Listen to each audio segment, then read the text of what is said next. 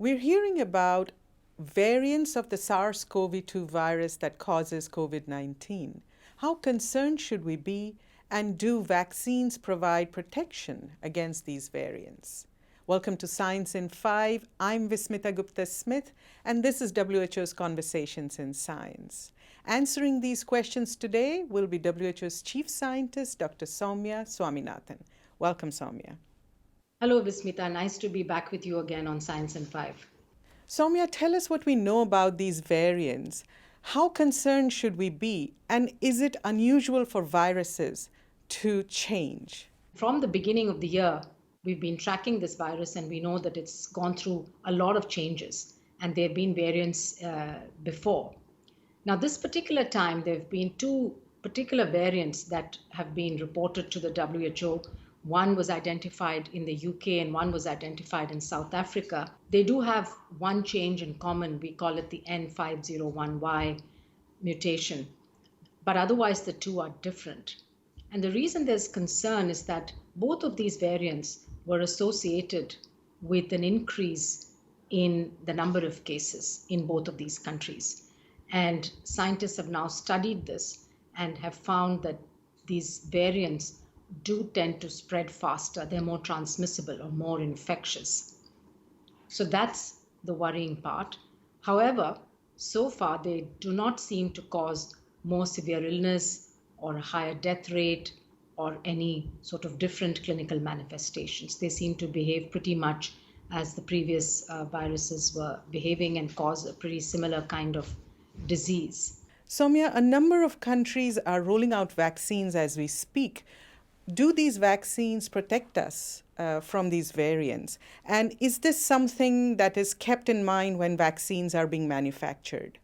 Yes, this is a very important point that vaccine developers keep in mind. And as you know, we have some vaccines like measles, which you don't need to change at all. You make the vaccine, it works, pretty much all the time.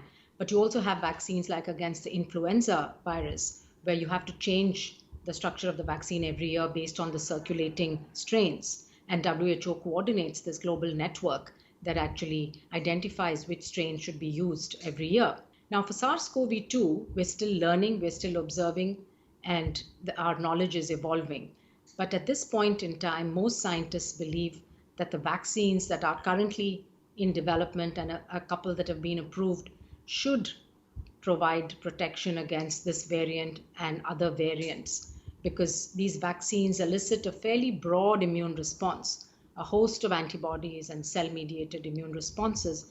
And so a couple of changes or mutations in the virus should not make these vaccines ineffective.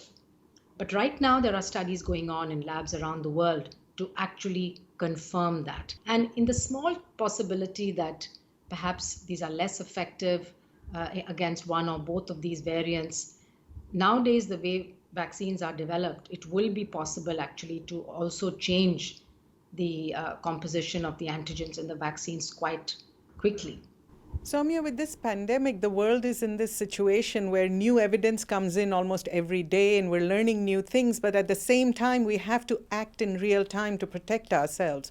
So tell us how, in this new scenario with the new variants, how can people protect themselves and what should governments be doing? So what we know about this variant and previous variants is that the virus is still behaving in the same way, it's spreading in the same way. And the more we give it a chance to spread and to multiply within humans, the more chances it's going to have to keep changing itself. That's its natural property. So we really need to go and focus now and attack it and make sure that we're doing everything we can do to reduce transmission. And we know the things that work. We know that testing, that identifying those who are infectious, that being able to provide them supportive isolation, tracking and contact tracing, and quarantining all the contacts, making sure that people continue to comply with the physical distancing, with wearing a mask, with avoiding crowded places, avoiding closed settings where there are a lot of people, washing hands, respiratory etiquette, staying home if you're sick. All of these things together definitely make a difference in bringing down transmission. That's been shown again and again in country after country. So I think at this time, we need to double down, because we know the same public health and social measures will work against these variants as have worked in the past. And right now, we're at a very critical stage in many parts of the world where we really need to be focusing on bringing down the transmission.